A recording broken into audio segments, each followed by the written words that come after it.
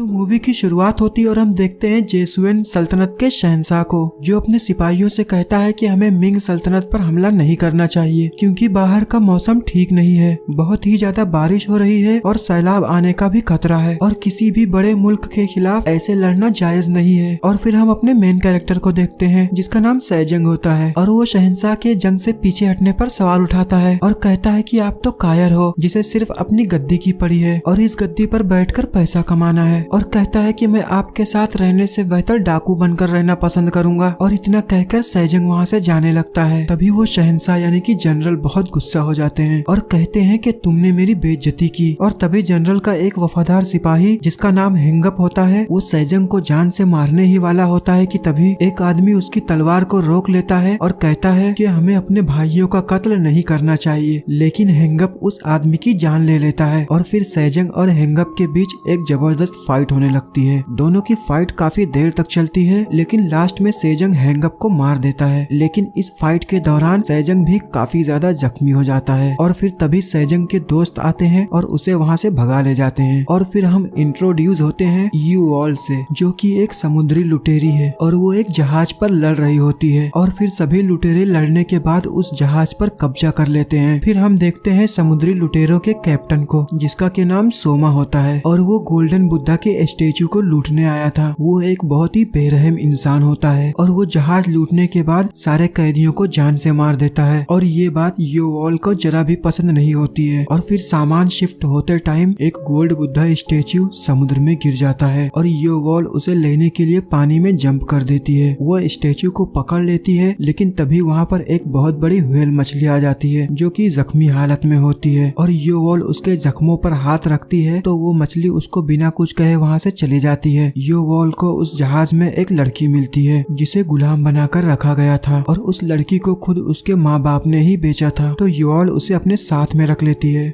और फिर हमें 3 साल के बाद का सीन दिखाया जाता है जहाँ सोमा एक जेसुएन सल्तनत के चीफ से बैठकर बात कर रहा होता है और वो उसे गोल्ड बुद्धा की स्टेच्यू दिखाता है तो चीफ हैरान हो जाता है और सभी लुटेरे आपस में बैठकर ये बात कर रहे होते हैं कि युवॉल को उनका कैप्टन बन जाना चाहिए क्योंकि सोमा ने इतनी सारी डकैतियां उनके साथ मिलकर की थी, लेकिन माल का कोई भी हिस्सा उन्हें नहीं दिया था। तभी लुटेरों में से एक आदमी जिसका नाम शीबोंग है वो चीफ और सोमा को बात करते हुए सुनता है। सोमा चीफ से कहता है कि वो इस जहाज से कमजोर लोगों को मार देगा। सोमा उसके आदमियों के पास जाता है और कमजोर लोगों में से कुछ लोगों को अलग करता है जान से मारने के लिए और उस लड़की को चीफ को दे देता है जिसे योवॉल ने अपने पास में रखा था। तो योवॉल बगावत पर उतर आती है और कहती है कि ये गलत है और फिर सोमा और योवॉल के बीच एक खतरनाक फाइट चलने लगती है और फिर योवॉल सोमा को जख्मी कर देती है और बांधकर समुद्र में फेंक देती है और शीबोंग भी जहाज से भाग गया होता है। और फिर हम देखते हैं मिंग सल्तनत को जहाँ सोंगजिल जेसुएन सल्तनत की तरफ से मुआहदे की बात करने आया था कि जेसुआन सल्तनत को एक नया देश बनाया जाए और जेसुआन सल्तनत को मिंग के शहंशाह की तरफ से एक शाही मुहर और गोरियो सल्तनत का फ्लैग मिलता है। शाही मुहर सोने का बना हुआ होता है और बहुत ही ज्यादा कीमती भी होता है। सोंगजिल इस फरमान को कबूल कर लेता है और फिर जहाज से अपनी रियासत में जा रहा होता है और तभी जहाज पर उसके सिपाहियों को कुछ हरकत महसूस होती है और वहाँ पर एक छोटी व्हेल मछली आती है और सब उस पर हमला करने लगते हैं। और फिर तभी वहाँ पर उससे भी बहुत ज्यादा बड़ी व्हेल मछली आ जाती है और फिर सब उस पर तोपों के हमले करने लगते हैं, लेकिन वो व्हेल मछली पानी से निकलकर उस जहाज को तोड़ देती है और फिर सभी लोग पानी में गिर जाते हैं। सोंगजिल वो शाही मुहर पकड़ने के लिए जाता है तो वो मछली वो मुहर को खा जाती है और वो फ्लैग भी उस मछली के ऊपर फंस जाता है, जिससे सोंगजिल शाही मुहर और फ्लैग दोनों खो देता है। और फिर हम शीबोंग को देखते हैं जो जंगल में क्रेजी टाइगर चिल्ला रहा होता है और तभी वो एक जाल में फंस जाता है और उसे क्रेजी टाइगर के पास ले जाया जाता है और हम देखते हैं कि क्रेजी टाइगर और कोई नहीं बल्कि सैजंग ही होता है और वो एक डाकू बन चुका होता है। शीबोंग सैजंग को कहता है कि मैं एक समुद्री लुटेरा हूँ और उसके जहाज पर जो कुछ भी हुआ होता है वो सारी बातें सैजंग को बताता है और कहता है कि अब मैं समंदर में जाने से थक गया हूँ, इसीलिए मुझे अब डाकू बनना है। लेकिन पहले तो सैजंग उसे अपने ग्रुप में शामिल करने से मना कर देता है, लेकिन उसके बहुत ज्यादा रिक्वेस्ट करने के बाद वो उसे अपने ग्रुप में शामिल कर लेता है। और फिर दूसरी तरफ हम देखते हैं सोंगजिल अपने आला अफसर से मिलता है और उनको पूरे वाकये के बारे में बताता है। तो वो आला अफसर कहता है कि हमें शहंशाह के सामने ये झूठ बोलना होगा कि शाही मुहर को समुद्री लुटेरों ने चुराया है और यही एक रास्ता है हमारे जिंदा बचने का, वरना इस बात की कोई दलील नहीं कि शाही मुहर को मछली खा जाए। सब लोग इस बात को झूठ समझेंगे और शहंशाह हमें जान से मार देंगे। और फिर सोंगजिल वैसा ही करता है और शहंशाह से कहता है कि शाही मुहर को समुद्री लुटेरों ने चुरा लिया है, जिस पर शहंशाह सोंगजिल और आला अफसर को 2 हफ्ते की मोहलत देते हैं और कहते हैं कि हमें अब अपने मुल्क के लिए ये शाही मुहर किसी भी हालत में चाहिए और अगर तुम दोनों ये मुहर नहीं ला पाए तो तुम दोनों अपनी जान खो दोगे। और फिर हम सैजंग को देखते हैं जो अपने आदमियों से कहता है कि उसे उसके सोर्स से पता चला है कि इस रास्ते से कुछ 20 लोग गुजरने वाले हैं जिनके पास बहुत सारा सोना और खाने की चीजें हैं और वो कहता है कि हम सब मिलकर उन पर हमला करेंगे और उनसे सारी चीजें छीन लेंगे। और जब वो 20 लोग वहाँ से गुजर रहे होते हैं तो वो सिर्फ 20 नहीं बल्कि उनके साथ बहुत सारे सिपाही भी होते हैं और शीबोंग गलत सिग्नल मिलने की वजह से उस रस्सी को काट देता है जिस पर सैजंग लटका हुआ था और फिर सैजंग उन सिपाहियों के सामने लटका हुआ होता है और फिर शीबोंग भी वहाँ आ जाता है और वो दोनों वहाँ से भागने लगते हैं और सभी सिपाही उनका पीछा करने लगते हैं। और वहीं दूसरी तरफ हम देखते हैं कि वो आला अफसर और सोंगजिल एक कैदी को रिहा करते हैं और वो कैदी हैंगअप होता है जो कि दरअसल मरा नहीं था, जिंदा ही रहता है और वो उसे अपने साथ खाना खिलाते हैं और हैंगअप से कहते हैं कि तुमने लड़ाई हार कर अपने मुल्क का नाम मिट्टी में मिलाया था और अगर तुम सजाए मौत से बचना चाहते हो तो उस शाही मुहर को लाकर हमें दो जो कि व्हेल मछली के पेट में है। तुम जाकर उसे मारो और उसका पेट काट दो। तो हैंगअप अपने सिपाहियों के साथ योवॉल के पास जाता है और कहता है कि व्हेल मछली पकड़ने के लिए उसकी जहाज इतनी ताकतवर नहीं है और बहाव तेज होंगे तो उसकी जहाज डूब जाएगी। तुम्हारे जहाज बहुत तेज हैं, वो किसी भी तूफान का सामना आसानी से कर लेते हैं। हैंगअप योवॉल से उस काम को करने के लिए बोलता है और धमकी देता है कि अगर तुमने 10 दिन में ये काम नहीं किया तो मैं तुम्हारे लुटेरों के गांव जाकर उनके सभी परिवार को जान से मार दूंगा। और योवॉल ये धमकी सुनकर मान जाती है क्योंकि उसे अपने लोगों से बहुत प्यार होता है। और फिर योवॉल और सभी लुटेरे रॉयल पोर्ट जाते हैं तोप और बम खरीदने के लिए क्योंकि व्हेल मछली को इसी से रोका जा सकता था। और वहीं पर सैजंग और शीबोंग भी होते हैं। सैजंग और शीबोंग एक आदमी के पास जाते हैं जिसने सैजंग को गलत टिप दी थी और सैजंग उसे उल्टा लटका कर पानी में उसका मुंह डुबाता है। तो वो आदमी सैजंग को बताता है कि एक व्हेल ने एक सोने के शाही मुहर को खा लिया है और जो कोई भी उस शाही मुहर को लेकर आएगा जेसवान के शहंशाह उसे बहुत बड़ा इनाम देंगे। तो सैजंग ये सुनकर बहुत खुश होता है और मन ही मन सोचता है कि वो शाही मुहर शहंशाह को देने के बजाय खुद रख लेगा और जिंदगी भर के लिए सेटल हो जाएगा। और तभी वहाँ योवॉल आती है। सैजंग योवॉल से अपना तारुफ करता है और फिर दोनों के बीच में बहस होने लगती है और फिर सैजंग वहाँ से चला जाता है। योवॉल उस आदमी से कहती है कि तुम मुझे व्हेल मछली पकड़ने के लिए सभी जरूरत का सामान दो जिसमें कि बम, जाल और अच्छी से अच्छी तोप हो। और फिर हम देखते हैं सैजंग अपने डाकुओं के ग्रुप में वापस आ जाता है और वो शाही मुहर वाली बात अपने साथियों को बताता है और फिर वो लोग बैठकर व्हेल मछली पकड़ने की तरकीब बनाते हैं। शीबोंग उन लोगों को बताता है कि व्हेल मछली को पकड़ना इतना आसान नहीं है, वो एक खतरनाक और गुस्से वाली जानवर है। लेकिन सैजंग के साथी शीबोंग की बात मानने से इनकार कर देते हैं और सोचते हैं कि ये झूठ बोल रहा है, इसकी बात मत मानो। लेकिन जब वो फिर शीबोंग की बात समझ जाते हैं तो कहते हैं कि इतनी बड़ी मछली को पकड़ने के लिए उन्हें तोपों और बम की जरूरत पड़ेगी। नेक्स्ट सीन में योवॉल उस आदमी के साथ तोप और बम लेने के लिए जाती है और उसे यूरोप की एक बड़ी तोप पसंद आती है। और जब वो सब चीजें जहाज में लोड कर रहे होते हैं तो सैजंग और उसके आदमी आकर वहाँ पर हमला कर देते हैं और सभी चीजें लूट लेते हैं। और फिर हम देखते हैं एक बहुत ही जबरदस्त सीन जहाँ सैजंग सामान चुरा कर भाग रहा होता है और योवॉल उसका पीछा कर रही होती है और ये सीन बहुत ही मजेदार होता है। योवॉल उसका पीछा करते हुए सैजंग पर हमला भी करते रहती है और फिर योवॉल सैजंग को पकड़ लेती है और फिर दोनों में झड़प होने लगती है और फिर वो सैजंग के साथ रॉयल पोर्ट के आदमियों के सामने गिर जाती है। रॉयल पोर्ट के आदमी उस पर तीर चलाते हैं तो सैजंग योवॉल को बचा लेता है और वो तीर सैजंग के पीठ में चुभ जाता है, लेकिन सेफ गार्ड होने की वजह से सैजंग को कुछ नहीं होता और फिर वो लोग वहाँ से भाग जाते हैं। योवॉल अपने साथियों के साथ जहाज पर व्हेल मछली को ढूंढने निकल जाती है और सैजंग भी अपने साथियों के साथ एक छोटे से नाव पर अपने सफर के लिए निकल जाता है। तो फ्रेंड्स, ये पायरेट्स मूवी का पार्ट 1 था। आई होप कि आप लोगों को ये मूवी पसंद आई होगी। इसका दूसरा पार्ट भी हम बहुत जल्द ही अपलोड करेंगे, तो आगे का एक्सप्लेनेशन देखने के लिए हमारे साथ बने रहें। चलिए मिलते हैं नेक्स्ट वीडियो में, जब तक के लिए बाय बाय।